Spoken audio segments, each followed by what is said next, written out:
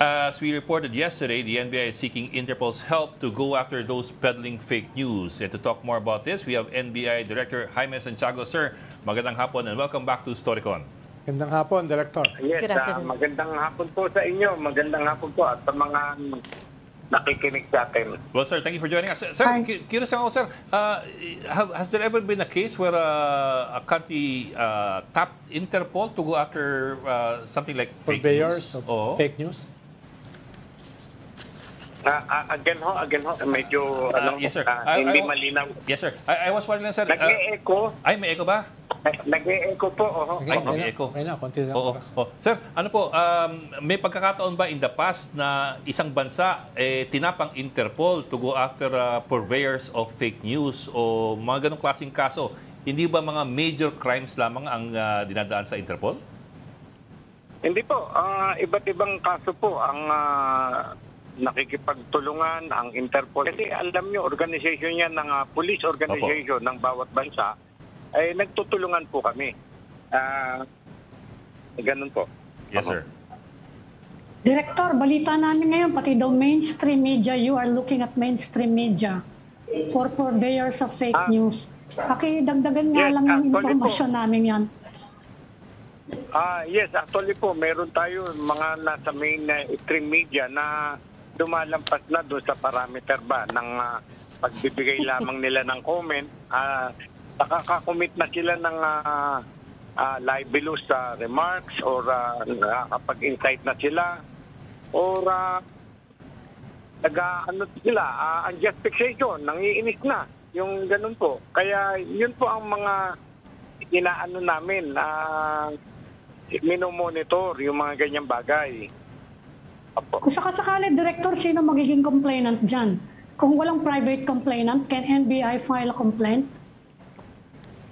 Sa libel po, ay kailangan mag-complain yung na-libel na tao. Pero sa inciting to sedition, kami po ang complainant doon. At saka tinitignan pa rin po namin yung anggulo na vlogger, kumikita sila depende sa number of views, nakakaroon sila ng pera. So, nagbabayad ba sila ng tax doon sa kinikita nila? So, we are also looking into yung tax evasion aspect. Ano po? Talagang seryoso po namin ang pag-iimbestiga ngayon dito.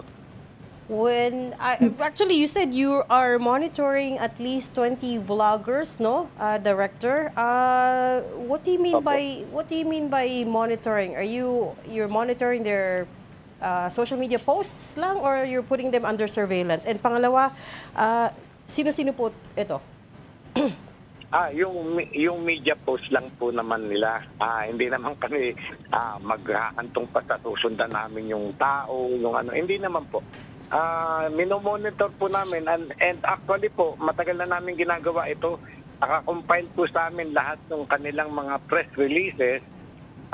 Ayun po, from there ho, sinasala namin ngayon. Kasi alam niyo po, bilang dating hukom naman ako, nire-respeto ko po yung freedom of speech and freedom of expression natin. Meron naman na nagko-comment lang. Comment, opinion niya yun ang paniwala niya. Okay lang po yun.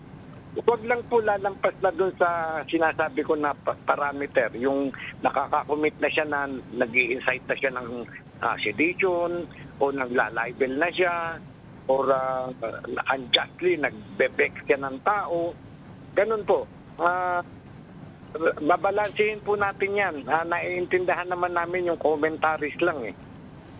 Pero NBI, sir, pero Director, sir, wouldn't you be stretched thin kung pati yung unjust vexation, i-monitor po ninyo? Of course, ako personally, if it's against the law, then go ahead. Pero ang worry ko lang, baka kulangan kayo ng tao. Sir, yung unjust vexation, the same with libel, kailangan yung na-unjust vex. Opo. Ay mag-complain. Saka yung nala-libel, kailangan mag-complain. Pero yung sinasabi ko, like inciting to sedition, Opo. at saka yung Article 154 ng Revised Penal Code, unlawful use of publication, ay yan po ay kami po ang pwedeng magreklamo diyan. Opo, opo. Article 154. Right? Sir, yung 154 po ba, has it ever been successfully used in prosecuting somebody for false news in the country? Meron na po kaming nahuli, yung sa Cebu po. At hinarap po namin siya sa media at mga media nagtanong na talagang inamin niya, umiiyak pa siya, inamin niya na kumikita siya sa pagpo-post niya at nagagawa niya lamang yun para madagdagan ng income niya dahil walang trabaho asawa niya at yung anak niya ay may sakit. So humihingi po siya ng patawad at hindi na daw siya uulit. Hindi niya raw akalain na ganun pala kagrabe yung ginawa niya. Ito sir yung last So, week, di ba? pinatawad niyo na po ba? Pinatawad niyo na? Nasaan na po siya ngayon? Ay, nasa Cebu po, napailan na po siya ng unlawful publication. Yun lang po ang ipinail namin sa kanya. Mababa lang naman ang penalty noon. But then, it was used, napalabas through cyber, kaya medyo tataas ang penalty, parang aabot ng 6 years sa imprisonment kung sakaling mapatunayan. So, Director, meron ba kayong written framework para i-distinguish yung legitimate freedom of expression at saka yung talagang purveyors ng fake news with malicious intent? Meron ba kayong ganyan Yes, na pwedeng po. pinanggalingan nung final nyo o hiningin yung tulong sa Interpol para naman makita nung ating mga tunay na naniniwala sa freedom of the press, freedom of expression, para hindi sila masyadong kabahan? Okay po. Hindi po sa pagmamalaki. Ang aking chief po ng cybercrime at saka ang chief ko ng Technical Intelligence Division ay pareho pong abogado. At meron pa kaming ilang abogado na we always sit down and talk about yung pinapakinggan namin, monitor. Kami po ang nagsasala. At ako po, sabi ko nga, bilang dating hukom, ay binabalansi ko lahat talaga. At ayoko naman na yung freedom of expression natin, freedom of speech ay makartel. Ayoko pong mangyari yun. Sir. Yes, sir. Sir, yung nabanggit nyo kanina po na meron kahit sa mainstream media na binabantayan ninyo o minamatyagan nyo ngayon dahil medyo lumalagpas dun sa parameters kung ano po ang legal. Could you give us an idea po? I don't know if you can give us names or stations or newspapers. Or outlets. Pero at the very least, could you give us an idea Hindi po what si kind? Edling Gao yun, Meron bang Philippine Star? Wag lang po natin muna banggitin yung pangalan pero siya po ay talagang sobra na po ang kanyang mga pinagsasabi. Katulad po yung merong isang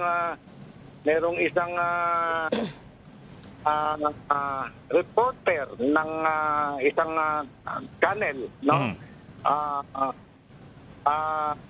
Hindi naman niya sinabi yung ganoon pero pinagsalitaan niya. Ang sasakit po ng salita niya, nagkataon kaibigan ko pa naman din, pero kung may magrereklamo, sabi nga nung tao na nasa Netherlands, pagbalik niya dito, dediretso siya sa NBI at magrereklamo. Yan pong bagay na yan, hindi po natin mapipigilan niya kung may nagrereklamo. At nabasa ko naman yung release niya, ay grabe naman po talaga. Iba ng klase. Opo. Nabanggit nyo na rin yung Netherlands, Director. What would you say to the criticism na this is, you're just going after pro-Duterte bloggers and content creators? Hindi lang po Duterte followers, pati lahat po ng nagpapalabas ng maling impormasyon, nagke-create ng maling mga balita, ay iniimbestigahan po namin yan, titignan po natin yan. Okay. We'll leave that there. We've run out of time. Thank you so much for your Sir, time thank you today. Salamat, Director. NBI Director Thank Jaime you, Santiago. Director. Ay, salamat po sa inyo. Salamat po. Thank you, sir.